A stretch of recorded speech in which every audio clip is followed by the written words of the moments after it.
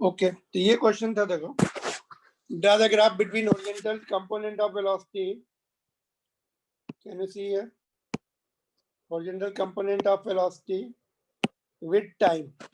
Original component तो change होता ही नहीं टाइम के साथ, कांस्टेंट रहेगा ux which is equal to u cos theta, because acceleration है ही नहीं होता। बट वर्टिकल कंपोनेंट में क्या होगा, एक्सीलरेशन नीचे की तरफ है, वर्टिकल कंपोनेंट इनिशियली ज्यादा रहता है फिर कम होता है, ऐसा आता है, जो कि हमने वन डायमेंशन मोशन में किया हुआ है ऑलरेडी। ऑब्जेक्ट थ्रोन अप का, वर्टिकली थ्रोन अप का तो ऐसे ही था, यहाँ पर भी दो कंपोनेंट है, original component doesn't change with time, vertical component decreases with time, highest point पे 0 हो गया, फिर नीचे आएगा तो डायरेक्शन चेंज हो जाती है। कहता कि नहीं कहता, याद है बॉल थ्रोन अप में, draw the velocity time graph, displacement time, distance time, speed time graph. Speed time graph में ऐसे किया था मैंने, Yes, negative, sir. Speed negative नहीं होती तो ऐसे किया था, ठीक है। तो this was the question pending, I hope कि क्लियर हो गया तुम लोग को, ठीक हाँ है। सर। तो दिस इज इम्पोर्टेंट है, कभी पूछ सकते हो इसको, तो ये भी याद रखो। आगे बढ़ते हैं फिर इसमें, और वापस उसी क्वेश्चन पे चलते हैं। ये पहले दिया था मैंने जो बिगिनिंग में, देखो यहाँ पर जब हम लोगों ने इंट्रोडक्शन दिया था ना प्रोजेक्टाइल का, वहां पे दिया था। होमवर्क जो मिलता है ना, गैप छोड़ दिया करो वहां पे, फिर तुम्हें याद रहेगा कि पेंडिंग है। ये भी देखो, this is also good question. जिस समय उसकी वेलोसिटी इतनी है तो हाईएस्ट पॉइंट को क्रॉस कर चुका है कि हाईएस्ट पॉइंट से पहले है, ये पूछ रहे हैं।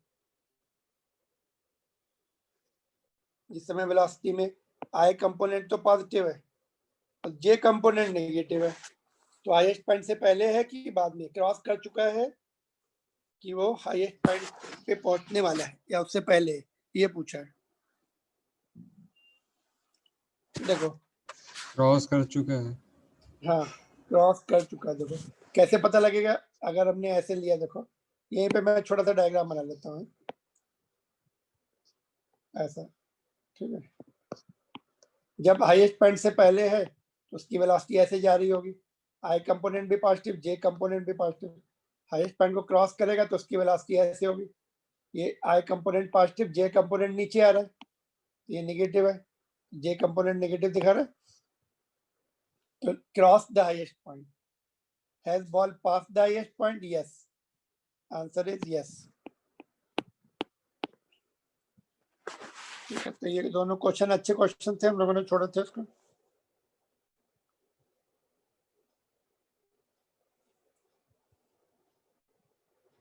तो ये बिगनिंग में मिलेंगे, तुमने अगर नोट किए होंगे तो।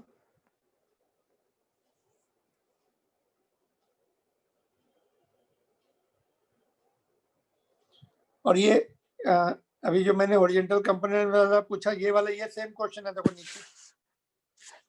इसमें क्या था, देखो ये डिस्कस हो गया था क्लास में ना, कि ball is hit to the outfield during the flight, ignore the effect of air, what happens to its horizontal component? Horizontal component constant है, ये ग्राफ भी ड्रॉ किया हम लोगों ने, and vertical component of velocity decreases and then again becomes negative. And what are the horizontal and vertical components of the acceleration? horizontal तो zero ही होता है, यहाँ पे डिस्कस हो गया था। वर्टिकल कंपोनेंट हमेशा नीचे रहता है, जी कांस्टेंट रहता है negative direction. This point was discuss. यहाँ पे देखो आंसर भी मैंने उसकी कॉपी किए हुए हैं, यहाँ पे देखो क्या दिया है फोर्थ का, Vx इज कांस्टेंट है ना, sorry, Vx is constant, Vy is initially positive, decreases to 0 and then becomes progressively more negative. यहाँ पे देखो ये 0 हो गई, ये हमने जो क्वेश्चन दिया था, प्रोग्रेसिवली मोर नेगेटिव। और ax के बारे में क्या दिया है, ax is 0 throughout and ay is minus g throughout, constant है। ठीक है, तो ये रेस्निक हॉलिडे की बुक के क्वेश्चंस हैं, चेक पॉइंट्स।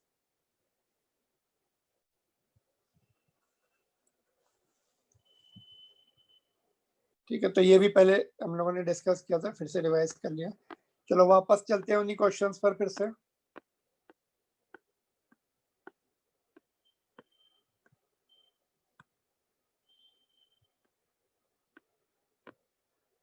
देखो ये एनसीईआरटी बुक का दूसरा क्वेश्चन है, question number 30।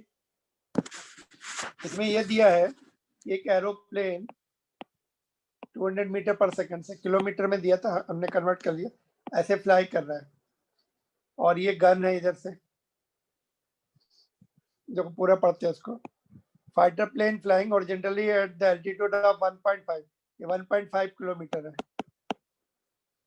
with the speed of 720 which is equal to 200 meter per second, passes directly overhead an anti-aircraft gun। यहाँ पे गन लगी हुई है एंटी एयरक्राफ्ट, जैसे उसने क्रॉस किया, ठीक है। At what angle from the vertical should the gun be fired for the shell with the muzzle speed, initial speed ये to hit the plane? कितने एंगल पे हम फायर करें यहाँ से वर्टिकल से, प्लेन को हिट करें।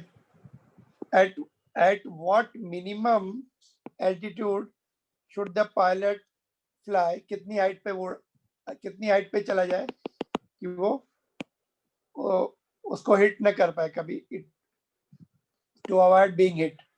पहले तो यही पहला पार्ट करेंगे। कैसे करेंगे पहला पार्ट, बोलो। You want to try at home? H निकाल।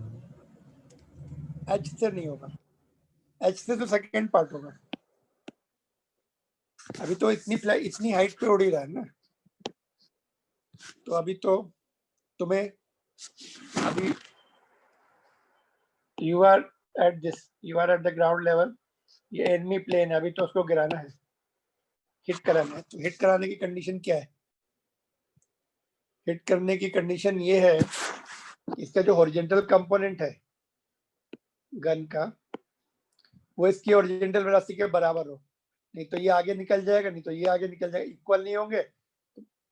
पर्टिकुलर टाइम पर दोनों, ये ओवरहेड है, ये बिल्कुल इसके ओवरहेड है, यहाँ पे मुझे बनाना चाहिए था, थोड़ा आगे बन गया। एक मिनट, इसको मैं थोड़ा पीछे शिफ्ट कर दूं। ओवरहेड है पूरा, अरे ये तो पूरा एक साथ जा रहा है। एनीवे, टेक इट ओवरहेड दिया है, ओहो फिर से बना देता हूँ,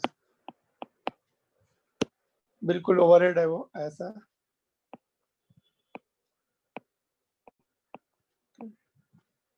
तो इनका जो हॉरिजॉन्टल वेलोसिटी है, इसका हॉरिजॉन्टल कंपोनेंट सेम होना चाहिए।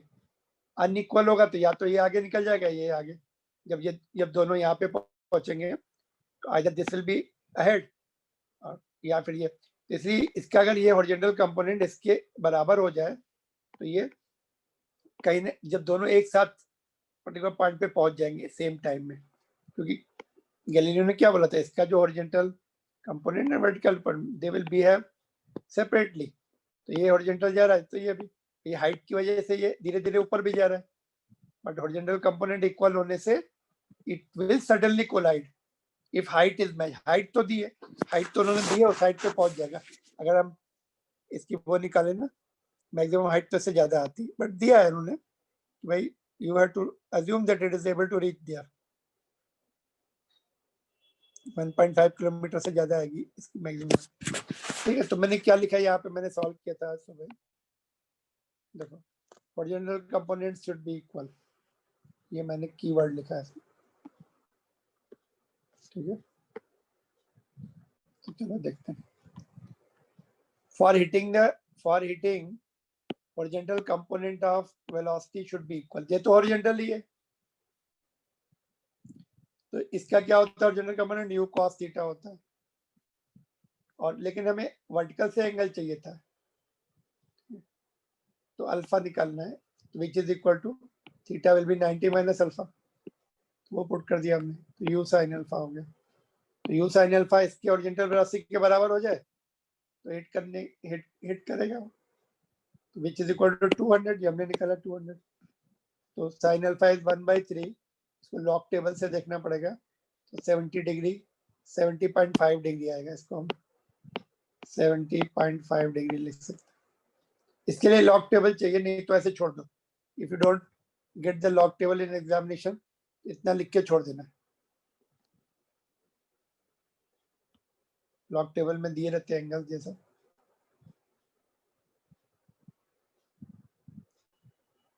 तो इस कंडीशन के साथ अभी वो फायर करेगा ना, ये कंडीशन तो मैच करनी चाहिए। अब इस कंडीशन से मैक्सिमम हाइट कितनी है वो निकाल लेंगे हम। मैक्सिमम हाइट का फार्मूला लगाया, थीटा मैक्सिमम हाइट कितनी आ रही 1600, तो विच इज 16,000 मीटर आ रही, विच इज 16 किलोमीटर उस कंडीशन के साथ। तुम ऐसा नहीं बोल सकते मैं वर्टिकली ऐसे फायर करूंगा, वर्टिकल फायर करोगे तब तक ये आगे निकल जाएगा। ओरिजिनल कंपोनेंट मैच होंगे तभी जाके हिट करेगा। इस एंगल पे तो तुम्हें फायर करना ही है, तभी जाके हिट होने के चांसेस है। बट अगर ये तो मैक्सिमम हाइट इस कंडीशन में 16 किलोमीटर मिलेगी। वो कितने पे उड़ रहा है, व्हाट इज हिज हाइट, 16 है कि 1.6 आएगा, रुक जाओ 1.6 तो नहीं आएगा, देख लो इसको, आंसर देखते हैं। ये आंसर नहीं है मेरे पास, तो 1.5 पे है वो, 16 आ रहा है सॉल्व करने से। 16 किलोमीटर इज द आंसर करना। Can you check the answer in your book? 1.6 तो नहीं, कैलकुलेशन चेक करना पड़ेगा।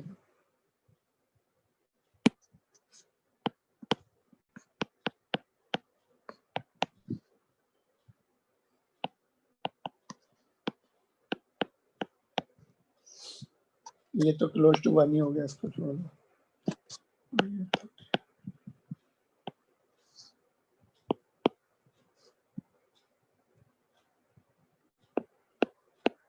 30 आ ही रहे, वो 16 किलोमीटर ही है। ठीक है, तो उसको अपना प्लेन 16 किलोमीटर के ऊपर उड़ाना चाहिए।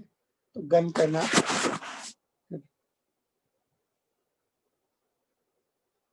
ठीक है, समझ में आया? अच्छा, इसमें ऐसा हो सकता है कि वो पहले से ही फायर कर दे, ऐसा हो सकता है। 16 किलोमीटर पे भी उसके लिए खतरा है, पता? 16 किलोमीटर से ऊपर 17 किलोमीटर पे भी है तो हिट कर सकता है, बताओ कैसे?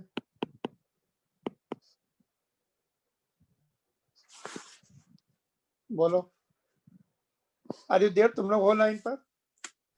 Yes sir. क्या ये गन, ये जो शॉट है, शेल जो है, इसको शेल बोलते हैं ना, या बुलेट बोल लो, जो भी है, क्या ये बुलेट या शेल इससे ऊपर जा सकती है? Answer is yes. कैसे? वर्टिकली फायर करो। वर्टिकली फायर के लिए एच कितना आएगा, यू स्क्वायर बाई कितना था 2g। देखो कितना है, सॉल्व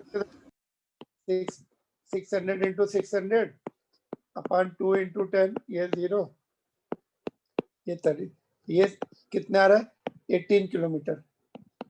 18 किलोमीटर तक तो इसकी हट जा सकती, लेकिन उसके लिए क्या करना पड़ेगा, उसको पहले से ही फायर करना पड़ेगा। इधर जब ये प्लेन पीछे है ना, उस समय फायर कर दो। जब ये यहाँ पहुंचे तब ये इसका बुलेट ऊपर पहुंचे। बट इन्होंने कंडीशन क्या पुट कर दी है, ओवरहेड है वो कंडीशन, ओवरहेड है ना, उस समय ही तुम्हें एक्शन लेना है। तो इसलिए फिर वो हमें ये कंडीशन के साथ फायर करना पड़ेगा। इस कंडीशन के साथ 16 किलोमीटर आना, बट ये कंडीशन नहीं होती। इंफॉर्मेशन मिल गई है, enemy fighter plane is coming and it is at 1700 kilometre, 17 kilometre या 18 किलोमीटर है ना, 17 किलोमीटर है, तो तुम्हें थोड़ा पहले फायर करना पड़ेगा ना।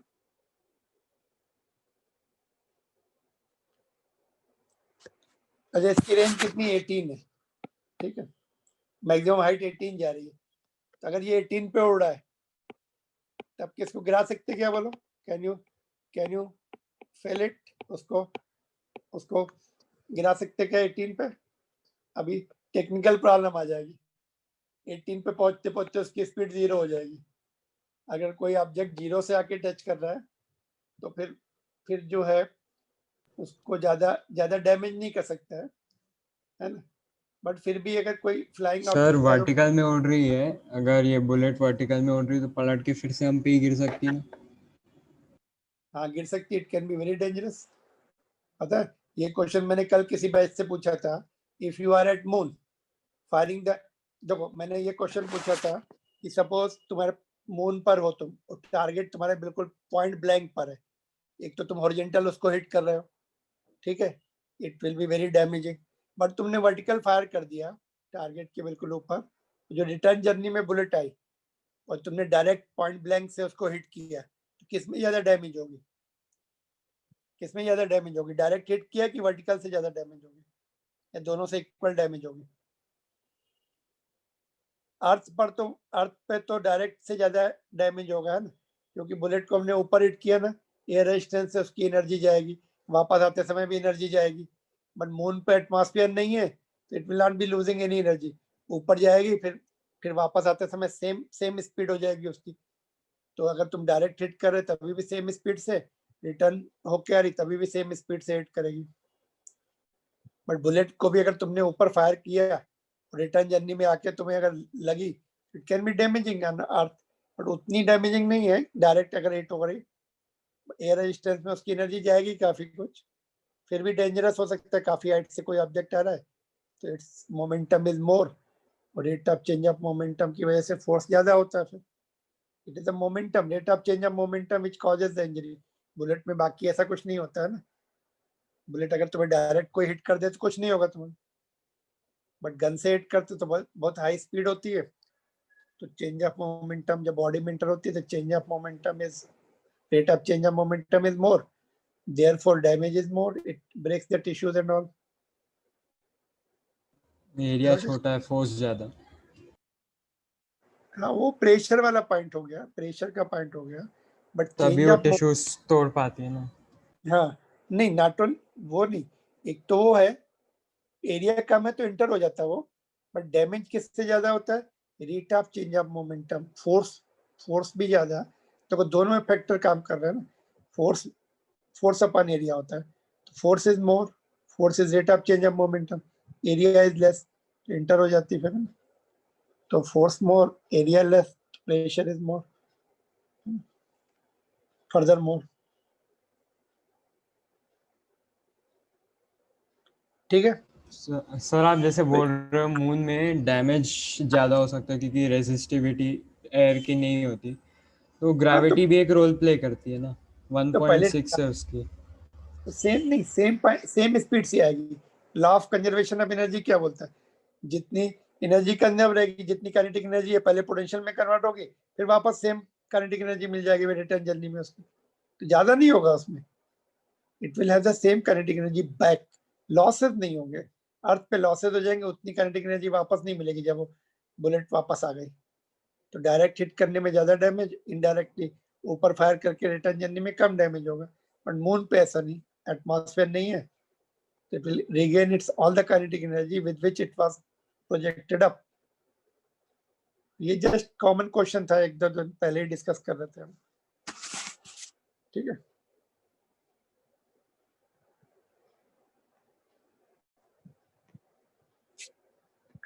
ये क्वेश्चन अभी करना है, ये वाला क्वेश्चन खुद ही ट्राई करो, लास्ट क्वेश्चन है 32, मार्क नंबर लिख लो बस, we will discuss in the next class, बाकी क्वेश्चन करते थोड़े से। अभी ये 4 वाला तो अभी किया था हम लोगों ने, रेशो 4 आ रहा था ना, वो तो अभी हमने किया था। ये वाला भी देखो, ये इसका पॉइंट मैं सिखाता हूँ अभी तुम्हें, वेलोसिटी का सिखाता तो ये भी हो जाएगा।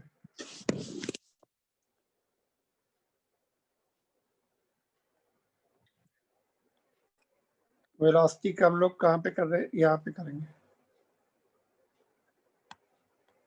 एक क्वेश्चन ये भी है, देखो होमवर्क में हमने path of the projectile beginning में दिखाया था, सीखा था हम लोगों ने, उस पाथ ऑफ प्रोजेक्टाइल को हम क्या इस फॉर्म में कन्वर्ट कर सकते हैं, एक्स बाई आर में। एक्स क्या होगा? ये कोई पॉइंट है, एक्स कोऑर्डिनेट है, उसका वाई कोऑर्डिनेट है, तो क्या हम पाथ ऑफ प्रोजेक्टाइल को इस फॉर्म में ला सकते हैं? यस, उसको चेंजेस करो और आर के टर्म्स में लिखो, जो राइट साइड में यहाँ पे क्या आया था उसमें tan थीटा वगैरह, तो इसको ट्राई करो करने की। Prove that in projectile we have this relation where x and y are the coordinates of the point P, r is the horizontal length. किससे प्रूव होगा? वो जो हमने डिराइव की थी, कौन सी क्वेश्चन याद है पाथ ऑफ द प्रोजेक्टाइल की?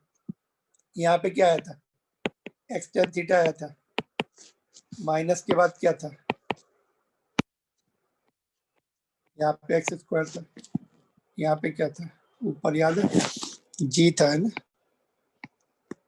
नीचे 2 भी था, हाफ जी टी स्क्वायर होता है, टी की वैल्यू पुट कर दी थी you square cos square 1 upon x upon ये था x upon you cos theta square. तो इसमें कॉमन ले लो एक्स टेन थीटा, तो देखो यहाँ पे जो बचता है वो रेंज के फॉर्म में कन्वर्ट कर लो, 1/8 के फॉर्म में, ये यूज करने से आ जाता है।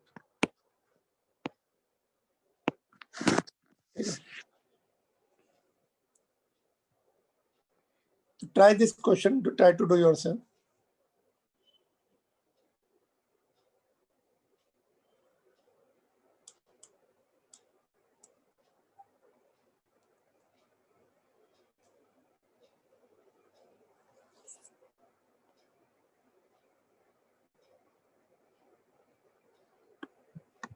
देखो ये क्वेश्चन है वेलोसिटी निकालना, अभी तक हमने वेलोसिटी नहीं, स्पीड नहीं सीखा निकालना है इसमें प्रोजेक्टाइल में, तो स्पीड निकालनी है,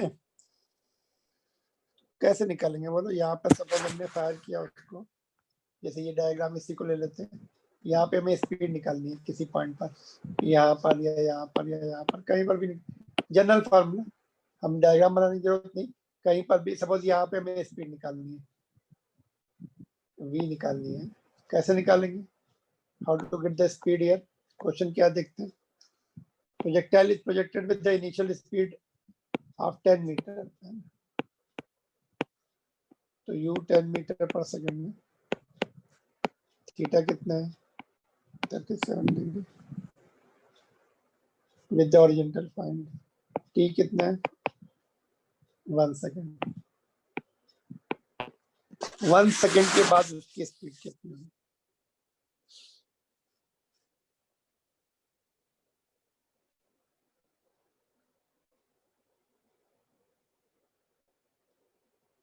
कैन वी डू इट।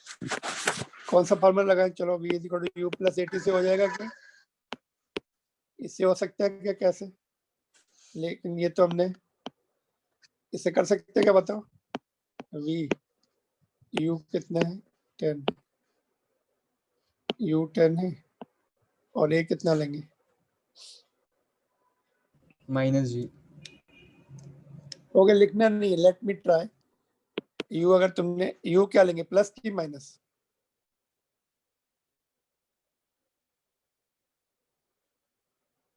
ऊपर है एंगल पे, एंगल पे वो तो u इधर है और एक्सेलरेशन इधर है। अभी तक क्या आपने कैसे क्वेश्चन किए, या u and acceleration same direction में है या u and acceleration opposite direction में है, अपना काम चल रहा था, अपोजिट में थे तो a को हमने माइनस लिखा था और सेम थे तो प्लस लिखा था। अभी एक डायरेक्शन में जा रहा है, एक इधर है एक इधर है, तो अभी क्या करें फिर बोलो, जैसा गैलीलियो ने बोला वैसा करो फिर। गैलीलियो ने क्या बोला था, गैलीलियो ने क्या बोला था,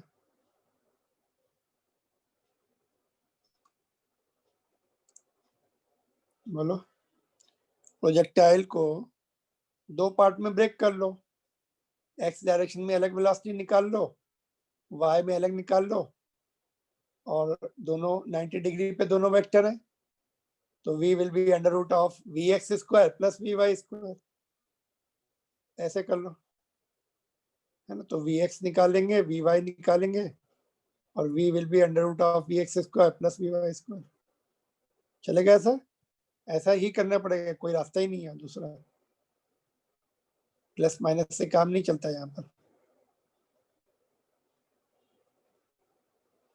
तो ट्राई करो फिर, इसको हिंट तो दे दी मैंने सफिशिएंट,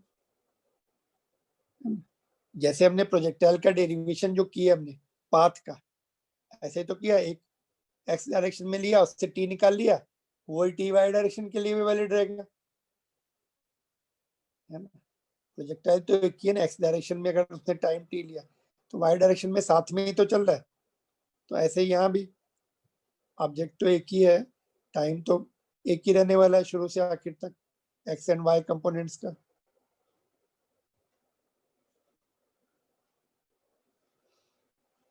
ठीक है, now you can try it. I have given you sufficient in calculation is sin 30। देखो sin 37 की वैल्यू याद है, sin 37 cos 37 आ सकता है इसमें। sin 37 कितना होता है 0.6 या कितना 3/5 कितना 3/5 cos 37 4/5 ये लग सकते हैं तुम्हें, इनकी जरूरत पड़ सकती है, इसलिए मैंने एंगल ऐसा दिया कि राउंड फिगर मतलब कैलकुलेशन ज्यादा लेंदी नो। टाइम भी हमने 1 सेकंड दे दिया। Calculation should be minimum, concept should be strongly known. ठीक है, इसको ट्राई करो, नेक्स्ट क्लास में डिस्कस करेंगे। नोट कर लिया इसको?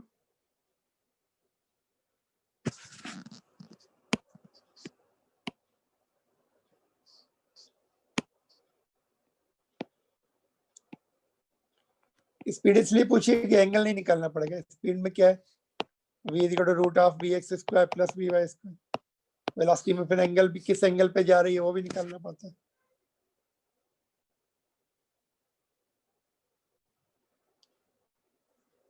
ठीक है, ये एनसीईआरटी बुक का सॉल्व एग्जांपल है। देखो ये भी तो वैसे ही क्वेश्चन है जैसा ऊपर वाला मैंने दिया, इसमें ओरिएंटल लिखेगा। लेट अस सी क्या क्या बोल रहा है। Hiker stands on the edge of the cliff 490 meters above the ground and throws the stone horizontally with the initial speed of 15, neglecting air resistance. Find the time taken by the stone to reach the ground and the speed with। तो इसमें भी speed निकालनी है ना, इसमें भी वही करना पड़ेगा तुम्हें दो पार्ट में, है ना। तो ये भी सेम क्वेश्चन है, जो हिंट मैंने दी है वो या पहले या तो इसको सॉल्व कर लो फिर उसको सॉल्व करो, ऐसे आएगा। देखो थोड़ी बहुत बदलते हैं उसमें, चलो।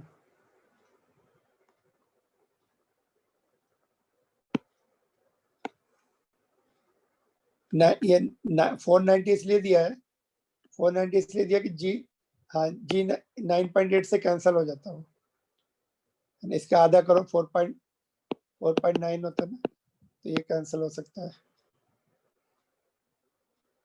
तो देखो इसमें कैसा डायग्राम बना लेते हैं। ये ग्राउंड है, तो ओरिजेंटली फेंकेंगे तो पहले थोड़ा सा ऐसे जाएगा, टर्न होगा, अर्थ उसको पुल करेगी नीचे,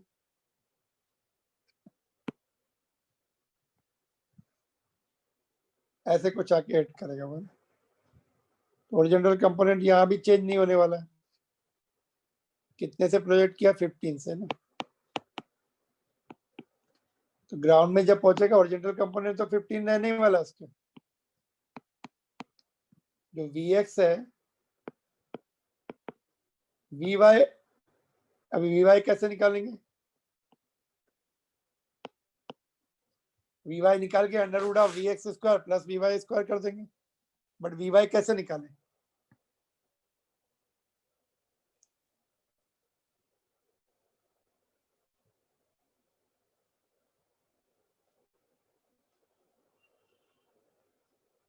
बोलो, वही Vy वर्टिकल तो डायरेक्शन। इसके हाइट को h ले लेते हैं। हाँ, इक्वेशन ऑफ मोशन वो अब जैसे ऑब्जेक्ट को ड्रॉप करते, जैसे हमने सीखा था ऑब्जेक्ट को अभी वर्टिकल डायरेक्शन में तो उसकी वेलोसिटी है ही नहीं, तो इस as good as initial velocity 0, object को ड्रॉप करो तो जो उसकी वेलोसिटी आती है वही Vy आएगी, क्योंकि कोई भी कंपोनेंट एंगल पे नहीं फेंका ऐसा कि वर्टिकल कंपोनेंट भी इनिशियल हो हॉरिजॉन्टल हो। अगर ऐसे फेंकते तो इनिशियल वर्टिकल कंपोनेंट भी आता है हॉरिजॉन्टल भी आता है, बट हॉरिजॉन्टल फेंका तो यू आर लकी, तो इनिशियल, तो ये जो ऐसे देखो तो हाफ 80 वाली इक्वेशन से हो जाएगा। एस तुम्हारा 490 है, ए जो है वर्टिकल डायरेक्शन में ए माइनस 9.8 हो गया, ये भी माइनस 490 लेना पड़ेगा, दोनों नीचे है ना, माइनस माइनस टी आ जाएगा यहाँ से, तो टी आ टाइम भी निकलना था ना, फाइंड द टाइम, टी आ गया, फिर वी भी आ जाएगा, वी वाई भी आ जाएगा। मतलब इसको तुम्हें सोचना ही नहीं, तुम्हें ऐसा सोच लेना है यहाँ से ड्रॉप कर रहे हैं horizontally projected object will have vertical component 0 initially. तो ड्रॉपिंग वाली सिचुएशन हो जाएगी सारे, ड्रॉपिंग वाली सिचुएशन से तुम्हें ये वी बाय भी मिल जाएगा, टाइम भी मिल जाएगा। आप बस ओनली थिंग क्या है, हॉरिजॉन्टल कंपोनेंट तो यहाँ पे नहीं पहुंचेगा, हॉरिजॉन्टल कंपोनेंट्स को यहाँ पे ले जाएगा। ऐसे समझ लो, यहाँ से तुमने ड्रॉप किया होता ये ऐसे आता, तो वैसे करना है, ठीक है। ऊपर वाला क्वेश्चन मैं कैंसिल कर रहा हूँ, ये बिल्कुल सेम है ना, ठीक है। सॉल्व करने के लिए रहने दो एक प्रैक्टिस के लिए, otherwise this is sufficient to get the practice.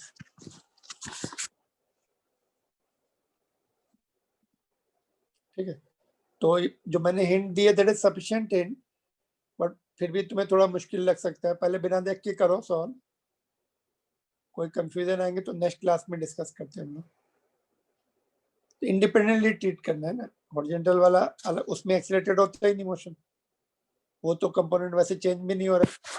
ये 15 रहने वाला, यहाँ पर भी ग्रेविटी वर्टिकल कंपोनेंट ऐड कर देगी उसको, तो वेक्टर सम से ये v will be under root of vx, दोनों 90 डिग्री पे हमेशा, vx vy वेक्टर से ऐड होते हैं, under root of a square plus b square. तो this is good question for practice of 2 dimension velocity. कोई डाउट आ रहा है क्या इसमें? ये सॉल्व एग्जांपल है, डाउट आ रहा है क्या इसमें कुछ भी? Sir s minus half a t square होगा। हाँ, तो एस बी तो नीचे ही है ना, यहाँ से वर्टिकल वेक्टर नीचे ही आ रहा है। एस बी माइनस 490 पुट करेंगे, जी बी माइनस 9.8, तो माइनस माइनस कैंसिल हो जाएगा। एस तो दिया है ना, ये एच दिया है ना, H is equal to, H को वाई ले लेंगे, Y is equal to half a Y T square, यहाँ से टी मिल जाएगा, ए वाई माइनस 9 और ये माइनस 9.8 लेंगे, तो टी निकलना है। एस तो दिया है ना ये 490, तुमने क्या निकाला है? बस इसको वाई ले लेंगे, एक्स नहीं पूछा हमसे, कितनी दूर जाके ऐड करेगा वो भी निकाल सकते हैं। कैसे निकालेंगे x? You x into T, time जो आ जाएगा ऊपर वाला वही टाइम उसको यहाँ तक पहुंचने में लगेगा। दो मोशन एक साथ हो रहे हैं, वर्टिकल नीचे भी आ रहा है आगे भी जा रहा है, तो उसका कॉम्बिनेशन यहाँ पे जो टाइम इससे मिलेगा तो यूज कर सकते हैं, कितनी आगे जाके हिट कर रहा है वो, you x into T. You x 15 है, वो चेंज नहीं हो रहा है हॉरिजॉन्टल डायरेक्शन। टी जो मिलेगा वो एक्स भी निकाल सकते हैं, वाई दिया हुआ एक्स भी निकाल सकते हैं। तो ये थोड़े से मुश्किल काम लगता है बट होता नहीं है, हमें 1 डायमेंशन मोशन अच्छे से आता है तो ये हो जाते हैं। कॉम्बिनेशन ऑफ 2 मोशंस, एक एक्स डायरेक्शन में एक वाई डायरेक्शन में, स्ट्रेट लाइन मोशन को कंबाइन करके लिखना है बस। That is what Galileo told, he observed first, he was the first person to observe, so things became easy। ये सीखने के बाद ये वाला पार्ट इजीली कर सकते हैं। हॉरिजॉन्टल प्रोजेक्टाइल ऐसे जब फेंकते हैं ना, इसी का मैं बोल सकता हूँ तुम्हें, इसका पाथ भी निकालो, y X and Y path भी निकालो। तो यहाँ पे मैंने सेपरेट क्वेश्चन दे दिया, ये करने के बाद ये आसानी से हो जाता है। बट अभी यहीं पे रोक देते हैं ना, ज्यादा नहीं पढ़ते। तो ये 2 क्वेश्चन रह गए वैसे तो, हॉरिजॉन्टल वाले 2 और करेंगे फिर ये खत्म हो जाएगा। इंक्लाइंड प्लेन का वैसे जेई में आता है, ये सिखा दूंगा, 1-2 पेज ही है इसके, 1 पेज 1.5 पेज है इंक्लाइंड प्लेन का भी, फिर खत्म हो जाएगा ये प्रोजेक्टाइल का टॉपिक। सर्को मोशन करेंगे फिर नेक्स्ट, इसी चैप्टर का सेकंड पार्ट। नहीं सर्को मोशन नहीं, रोड रेन एंड अम्ब्रेला वाली प्रॉब्लम है कुछ, देन सर्को मोशन। ठीक है, यहाँ पे डाउट है क्या कुछ? इसमें कोई डाउट हो तो पूछ लो, then we are ending. Any other doubt you can just clarify now, we have the 2-3 minutes, otherwise I'll end the class।